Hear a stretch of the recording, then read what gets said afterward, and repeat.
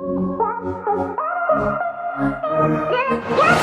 right, Jarrod, welcome to the Look Good, Move Well podcast. I always start off shows with a little bit of an icebreaker or banter. So it is I believe it's one of your first times out to the SF Bay up here in Marin County. Tell the people where you're staying tonight. I am currently staying on a little boathouse on the docks by here, which is amazing. Like, I never thought I'd be doing that or saying that. So pretty cool start to the vacation here. Yeah. So you're staying in a place that's like maybe, a mile from where I grew up, and always known those houseboats to be a pretty cool attraction. But any unique things about this particular houseboat that you're on? Yeah, there was a big present left for me when I got to the boat. And I love that present. It rhymes with mean, like green. Yeah, there was weed. All right. There was a lot of weed on the boat for me as a gift. Awesome. Well, it's exciting to have you here. I've followed you for, I don't even know how many months or years at this point. But we connected over social media, which has been such a gift for me. Yes, it's a great place to connect with the audience, with potential customers, with people that are trying to improve their health and fitness, but it's also been a great place to connect with other professionals. And sometimes I just feel a good energy from somebody, and you took me up on an offer to come out and visit, which I appreciate. Thank you for the invitation. Yeah. Shit. But I want to dive into a little bit of, your story and help people understand, where you came from. So how do you, when someone asks you like, hey, what's your profession? What do you do? How do you answer that question? I generally say I'm a personal trainer. Yeah. I'm a coach. I'm an educator. Yeah. That's pretty much what I'll tell someone when they ask me.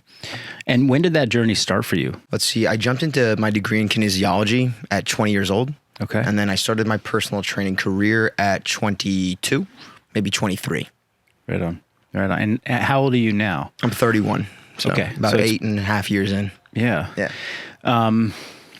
You were sharing with me a story of like, really getting into training and fitness, and then, growing up playing sports and then finding yourself not playing sports and the impact that had on your body, your confidence, your health and fitness. Could you give our listeners just a little bit of like, what was your backstory prior to getting into kinesiology, into coaching fitness? I was always into sports. So like playing team sports, basketball, soccer. PE was the best subject for me. It was my favorite one. So I was always into athletics and games, like fun, play. Mm-hmm. And then I would say at 18 years old, I stopped playing high school basketball, and just gained a lot of weight through eating, just stopped being active and just kept eating more food. Gained about 40-ish pounds right after high school. And so 2 years in, I decided to take a class that was about like personal health and wellness. And I decided, why not? I'm good at sports, so this might be a type of class that I should be in. Learned about physiology and about biomechanics a little bit. Got a little taste of like, metabolism, what does that mean? Nutrition. And I decided that I wanted to chase that path to own my body a bit more, actually understand how to change it, take ownership over it. And that started my degree in kinesiology. I was interested in pursuing that career. During that time, I lost a lot of weight. I was really excited to transfer to the University of Central Florida to get that degree.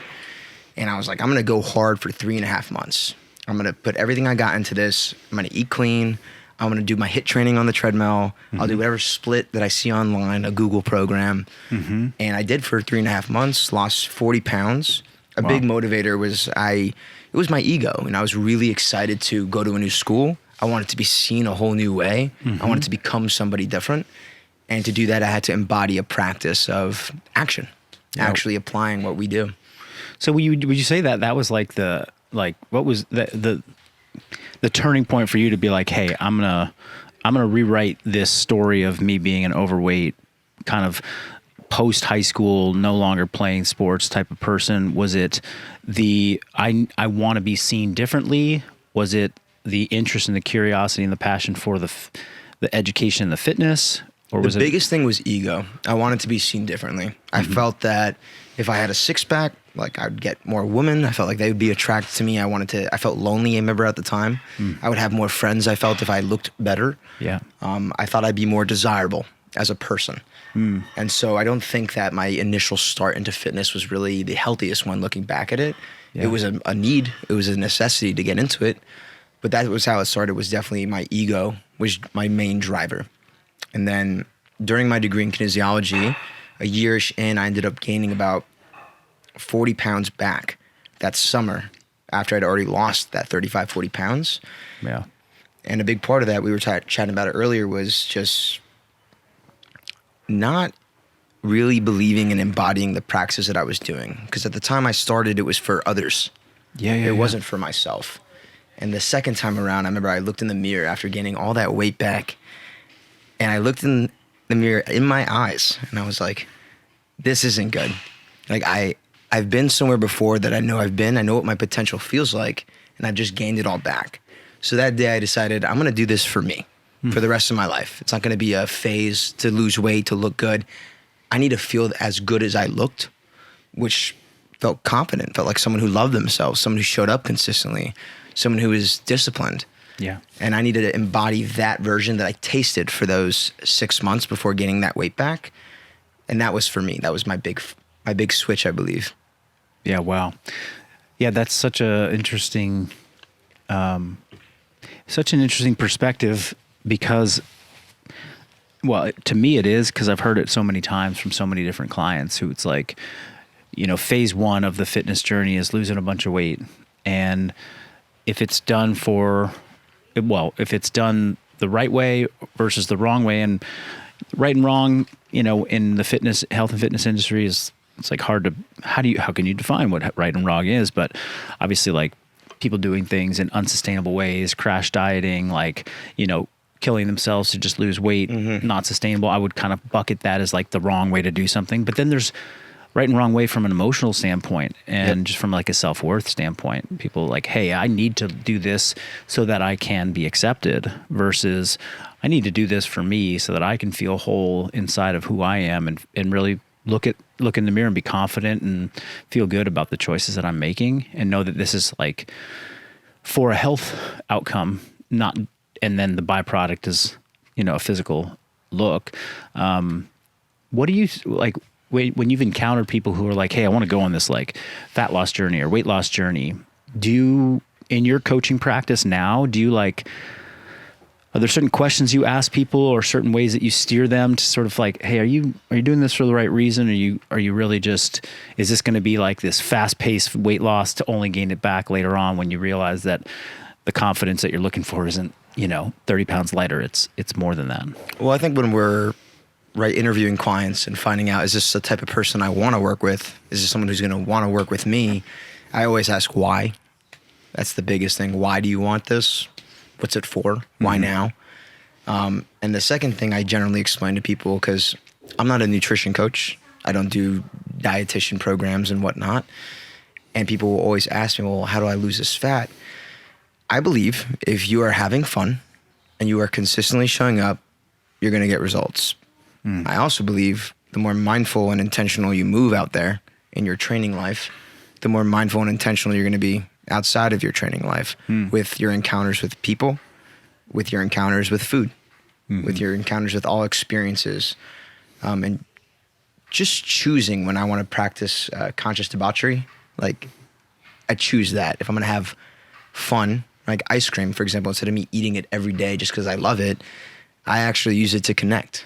I use that as, hey, I really like this person, and let's use ice cream to connect our experience a little bit more, versus I'm just going to have ice cream all the time for myself. Wow. I'm more intentional about my pleasure. Yeah. That's beautiful, because, oh man. Yeah, people will argue all the time about, hey, what's the best way to lose body fat? What's the best way to lose weight? It's like, well, you got to just dial in your nutrition. You got to focus on nutrition. And I love this perspective that you're bringing, which is like, if we really focus on having fun, doing something intentional with our movement practice that we enjoy, Yep. you start to become like addicted to that process of like being active, being around people, doing things that are healthy for your body, and then that naturally snowballs into better choices around the rest of your life. A mindful mover becomes a mindful person, right? A more intentional mover becomes a more intentional person. So everything you just said, absolutely, just translates that snowball effect to everything else if you take that energy consciously and apply it. Yeah. Versus like, I'm only going to use that in the gym. Right. Well, the way we do one thing we talk about is the way we do most things, everything, whatever. Yes. So I think taking the energy we get in here, which is I'm not just going to go through a crazy workout and die all the time. I need to be more intentional. I need to be more stable. Yeah, That was interesting. something we were going through when we were just doing a light session earlier was, Marcus was reminding me, like, slow down. Like, we're just doing some bodybuilding techniques today, which is all about stability, which is about your breathing, positioning of every part of your body, your ankle, your knee, your hip, your low back. It's not about being super explosive necessarily, and we need that too. Yeah.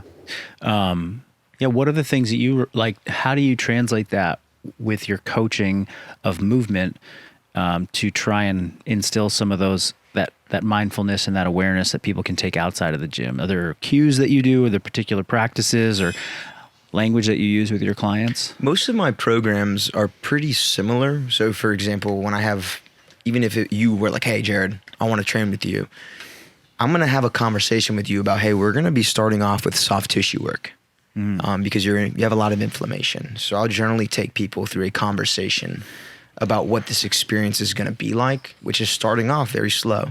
We're going to learn about how to breathe when we're doing soft tissue work. We're going to learn how to use our diaphragm in a seated position and laying down position before I even have you potentially squatting. I'm going to take you through walking patterns, but we're not even going to walk. We're going to hold positions. So I tell a lot of my clients I work with, my friends, customers, whatever we call them at this point, because support is family. Yeah. I tell them, like, you start off this slow so you can move a lot faster later. Positions come before the transitions. So that conversation, I think, sets the tone for everyone I work with that, hey, we're going to start off with like stability work before we go straight into the crazy shit you see me doing, because I didn't just start kettlebell juggling all of a sudden without any kind of fundamentals or foundations. I had a lot of lines to go off.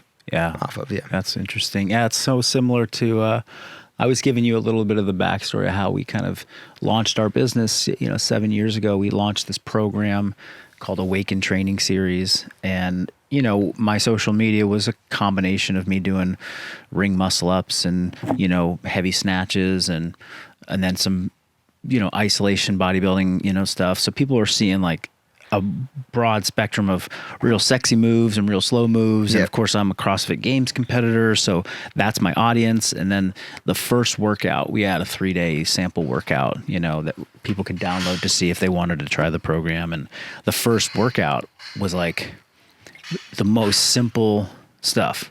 A matter of fact, I think there was like bear crawls in it, or like quadruped crawls, some like tempo push-ups and some tempo ring rows.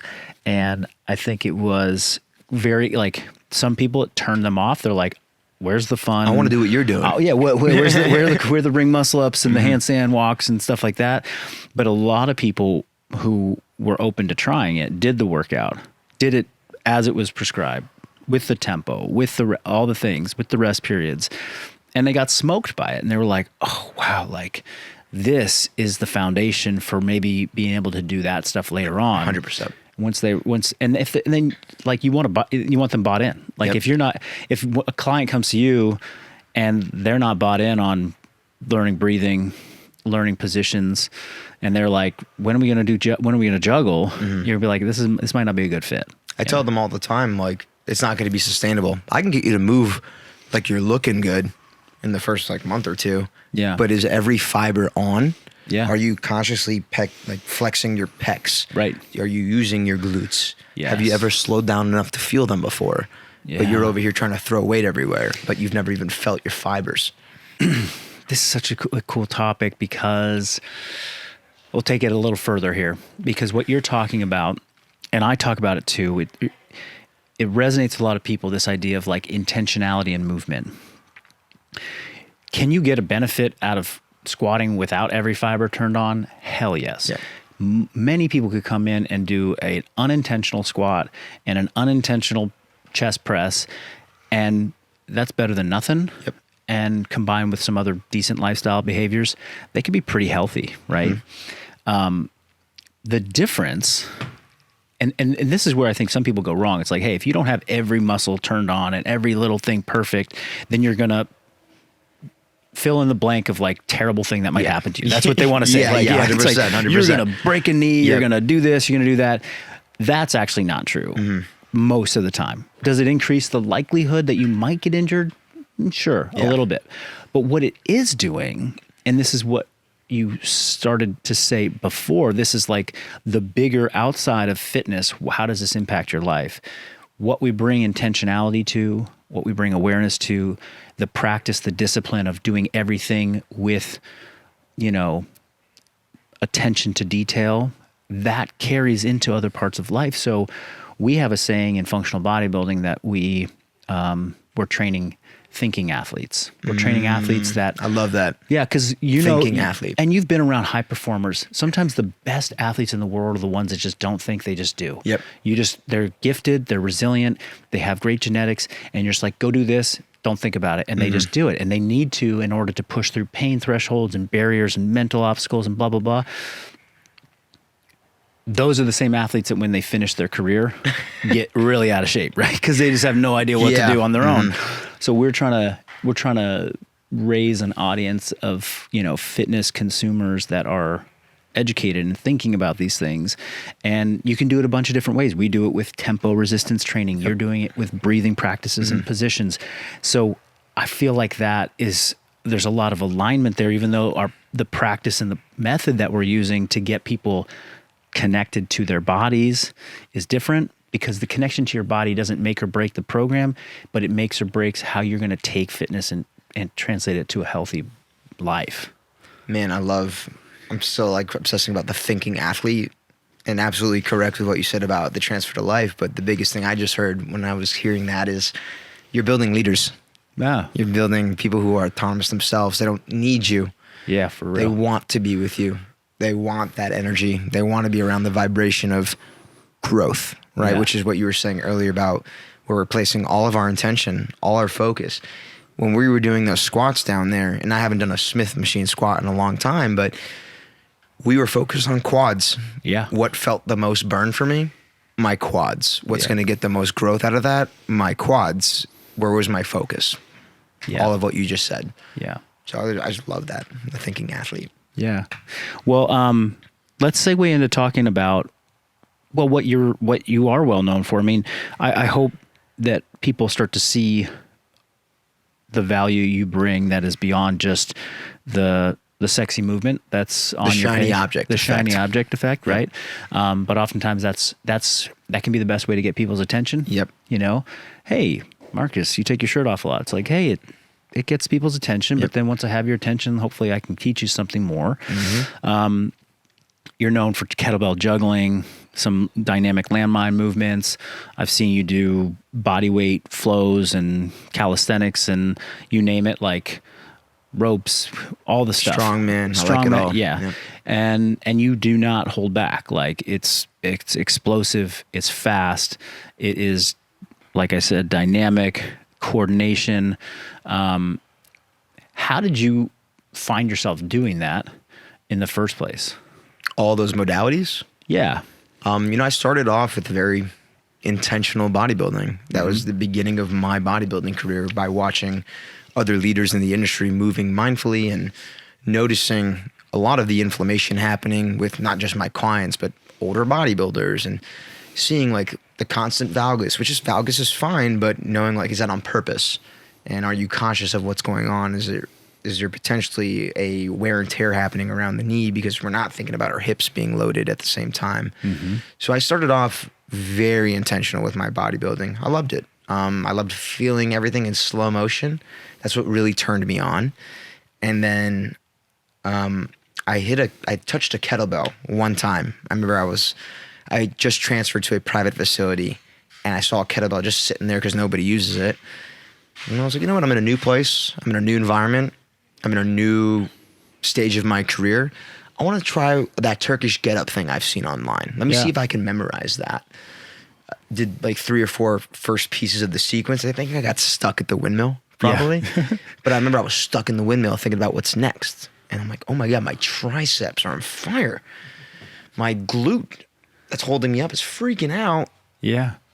Like bodybuilding in the beginning, like I remember the first time I found my G-spot, like my muscular, the squeeze of the pec, the squeeze of the ass cheeks, the squeeze of the lats, the biceps. That was like hitting a G-spot, in my opinion, when I first started off, which is what got me addicted. I can feel an impact and focus and grow wherever my focus goes, excuse me.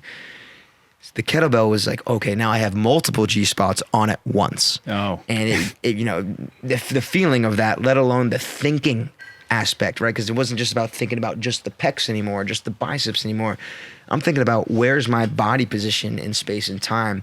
Well, that created the state of flow, right? Which is a constant state of problem solving at a level that you have to level up enough to reach that point, but it's doable. Yeah. You have to try a little harder. You have to think a little bit more. And then time starts to fly by because you're just focused on solving your problem. That was probably one of the first times that sensation hit me, was during that get-up.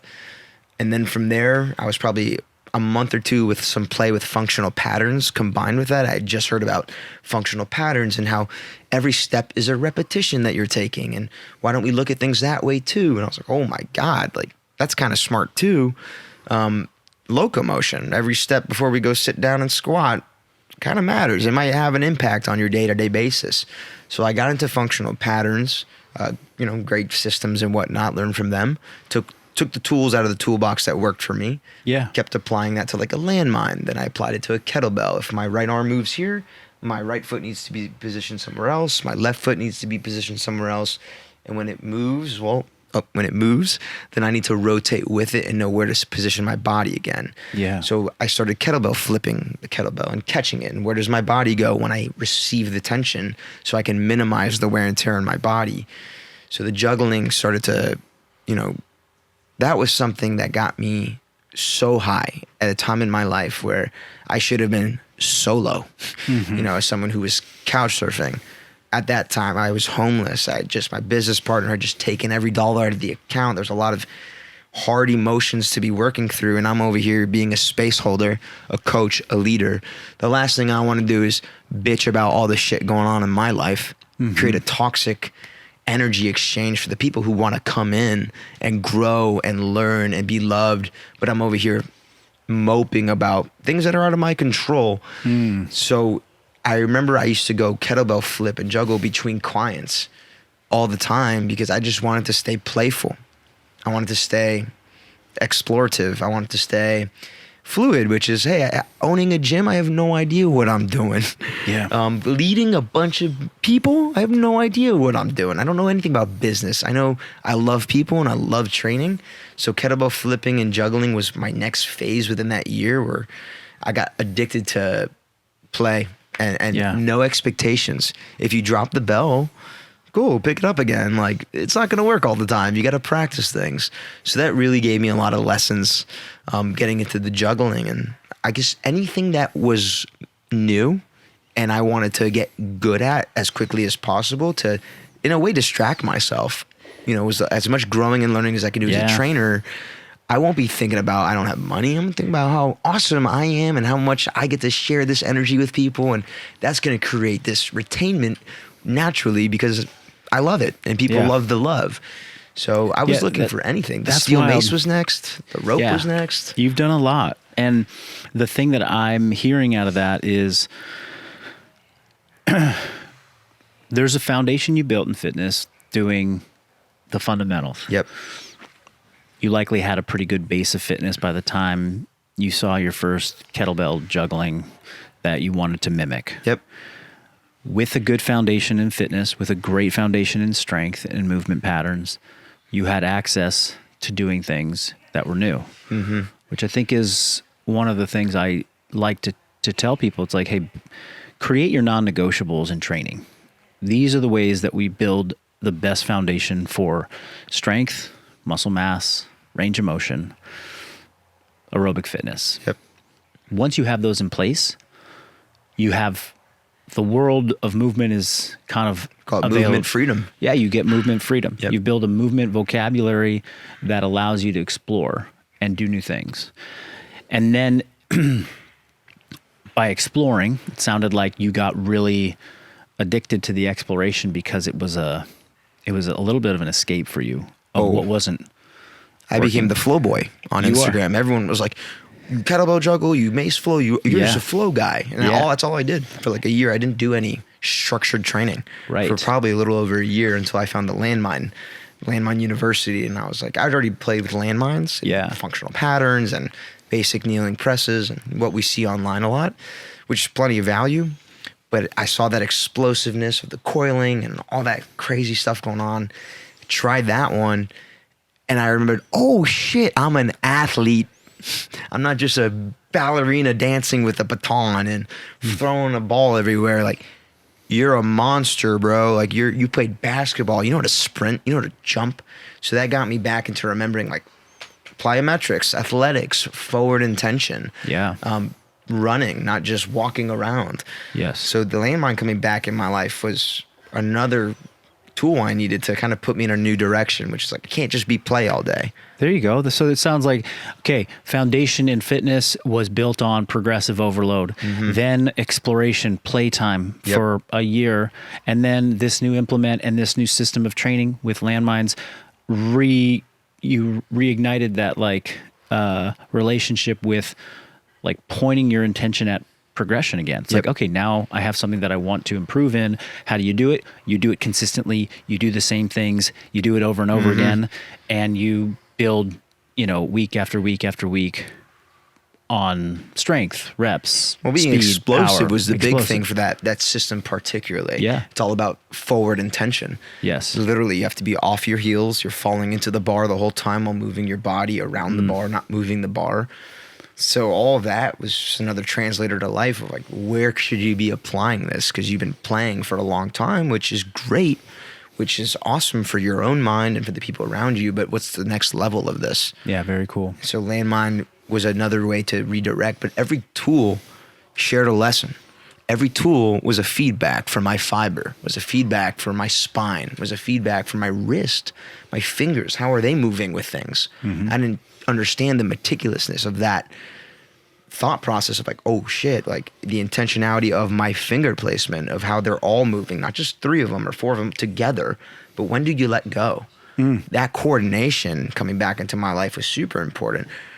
Rope flow, allowing a little fucking 1 pound rope to drag you and to be taken by it and move with it. Weightlessness, if you will. That was very different from coming from, I'm lifting heavy weight on my squat. Yeah. To all of a sudden I'm just dancing with a little 1 pound thing as a partner. The steel mace reminded me the first time I did it, the steel mace flow system by Leo slowed me down instead of me trying to throw the baton everywhere. I was like, oh, let me do side lunges, move slow and beautifully. Let me make love to this thing. So every modality has given me something for my mind and my body and my emotions, all of it. Yeah. Yeah, I think that cultivating a connection to movement that gives you more than just, and you've talked about it a couple times, but it's like this thing that you're doing has to be fun in some way. Try and connect to a movement practice that create some joy for you. Yeah. And if it's fun, if you enjoy it, you will gain more from it than just a physical, adaptation. You'll gain something spiritually, emotionally, mentally, and you'll stay consistent with it for most importantly. For longer. But coming full circle, what we did today and our training session was, you showed up, hey, we're going to get right into this bodybuilding session, slow, controlled. We did legs today, squats, split squats, hip thrusts. Yeah, Wednesday leg day. You were talking a little bit about, hey, it's been a long time since I've incorporated all this into my training. I think it's kind of time to start to reintroduce more of this. Talk to me about that full circle of like, okay, started, went one direction, and now how is it all going to incorporate moving forward for you? Well, the circle concept is beautiful, but what I'm really realizing is the spirals that keep happening in my training career, because these are all things I know, but they come back because they need to, because you need it all to sustain. If I want to play at a level like that, I consider myself like a NASCAR. I need a whole team. I need all the systems. I can't only do one thing if I want to play at this high performance level. I really need to embody all of them. And so, practicing stability training, bodybuilding, very controlled movements to fibers that need that love, it's just a spiral again, because I've seen it before, but I'm smarter now. I'm connecting differently. The value of what that is so different than what it used to be, right? Like, I wanted to put on muscle. I wanted to get huge back in my early 20s. I wanted to feel strong, move beautifully, controlled and whatnot. But I didn't have this thought process of, I'm doing this type of training to also stabilize, to really feel every range of motion of my fibers, because that is also going to help me do power lifts. That's going to help me do crazy sandbag training, crazy weights that at 180 pounds probably shouldn't really be happening. But if I want to be doing that, then I need to be embodying that other piece of me, which is a bodybuilder as well. Yeah. So the spiral of each thing, I mean, I went months this year without flowing. My quad tour this year, all I did was extremely explosive, heavy sandbags, landmines, kettlebells. I had a lot of fun. I felt very powerful and strong and disciplined. My body didn't feel that beat up. It did. I probably wasn't feeling it enough at the time. The quad tear was a reminder, what happened to flow? Dude, what happened to taking a day off and doing rope flow in the sun and just hanging out with your friends and not pushing your body into the ground every time? Sure. That the quad tear was a lesson to go back into flow. And then my shoulder impingement that happened about 3-4 weeks ago, I woke up with it. And I was like, I've been training so hard this year. I put on 8-10 pounds of muscle mass. Super proud of myself, but why don't you take a couple weeks off and just run? When's the last time you ran? Yeah. Years. Right. It's been 8 to 10 years since I actually went for a long run. And I started that about 3 weeks ago. And I went up to 10 miles a week ago because I enjoyed the high of it. I forgot how great it was to run. That's a whole other spiritual energy for me. Yeah. And the tensegrity in the body, if you guys don't know what that means, like, the structure of the body is meant to move as a unit. You have to go through stretches, right, and shortenings at the same time. Running is a great way to get the fibers to bounce, to relax, to get them loose again. And putting that practice back into my life, like, again, it's a spiral. I've been there before, but the shoulder injury reminded me, you should do stuff like that too. It's important. Yeah. So it's funny that, again, the circle, it feels like the spiral going upwards, where it's like, you got to start embodying all these things as you level up more. You can't just slip onto one only. Yeah. You got to embody each piece if you want to do this for the rest of your life. And I do love, my ego is definitely like 300 pounds on my shoulder of the sandbag, but I want to feel strong like that. Yeah. Aging into my 70s, 60s, whatever it is, whatever time I get on earth. To do that, I need this. Yeah. It's a part of it. Yeah. Well, that's a good, the closing thought for me and how this all pieces together is, we talked about thinking athletes. We talked about raising some awareness through your movement practice. We, as a fitness industry, love to, preach the importance of progressive overload and how you got to be doing a little bit more. You got to be challenging yourself if you want to grow. And we can get so focused and so locked in on like this program, this thing is working. I'm seeing results. I'm seeing results. I'm seeing results. And then there's like this quiet little voice that starts to pop up. It's like, hey, my shoulder's not feeling so good, or hey, my back is a little, and you're like, but I got to get the next weight up and I got to keep on the program. And I think what you're saying is beautiful, which is like, oh yeah, there's this other part of movement that I've neglected for a little bit, or there's an intuition that you have that's telling you like, hey, maybe I should spend a little bit of time doing this. Ideally, we listen to that intuition before the quad tear or before the shoulder impingement, but oftentimes those are the things that help us wake up to like. Some of us need to get punched in the mouth to learn things. Exactly. And I'm sadly one of those people who's had to get a lot of punches to the mouth to take a lesson. Yeah. But what I don't want people to think is that getting punched in the mouth, you know, in your fitness journey, it doesn't mean you did something wrong, and it doesn't mean what you were doing was incorrect. It's more of like, oh, this is just a wake up call that I need to spread some of my energy in other, you know, other movement practices or other avenues. And being too good at one thing is never good, right? Yeah. So you want to diversify as a human. Obviously Yeah. in business, like we talk about, get on your niche or whatever it is, be the best at one thing, but for how long? Yeah. Right? Like it's great as an athlete, be the best point guard in the world. I'm only good at using my right hand. I'm going to maximize that. But now here we are 15, 30 years, whatever it is, post being that athlete, and I've thrown with my right hand or kicked with my right foot a million more times than my left, or I've swung, you played golf, like I've swung with my going to the left side thousands of times. Well, maybe I'm going to have a little bit of stiffness on that side of my body. It absolutely makes sense. It does. It does. So, anyway, I appreciate you being here. I appreciate you sharing some of your insights from your coaching career, your athletic career. You seem to be somebody who truly loves the human connection side of what the fitness industry is about, which is certainly what I think drew me to you and why I thought it would be great for you to come out. So thanks for making the trip. If people want to find you, learn about what you're doing, you know, as a coach, as an educator, where can they find you? On Instagram, I'm at The Crazy Trainer. That's generally where everything I do takes place, so you could find me there. And then in Austin, Texas right now at the gym. Okay. You can find me there too. Awesome. All right. I wanted to add something about that. Please do. Actually, you know, for those of you guys who are newer in the industry or just in general in life, like, go surround yourself with people that you want to be more similar to. Like, I came out here, thank you for the invitation. I don't, like everybody else, we shouldn't just be taking every invitation. I'm intentional about this. I know, you know, Marcus is a father. He's a husband. He's an athlete. He's a leader in this industry and in San Francisco as well. He is his supporter. Like, I want to be around more successful versions of the kind of human I want to become. If you want to accelerate that process, go travel, go meet that person, reach out, take a leap. I understand money's tight. I went to Maui with almost no money the first time I went, and I met up with so many people who just juiced me up to be so passionate about what I do because they were just as passionate.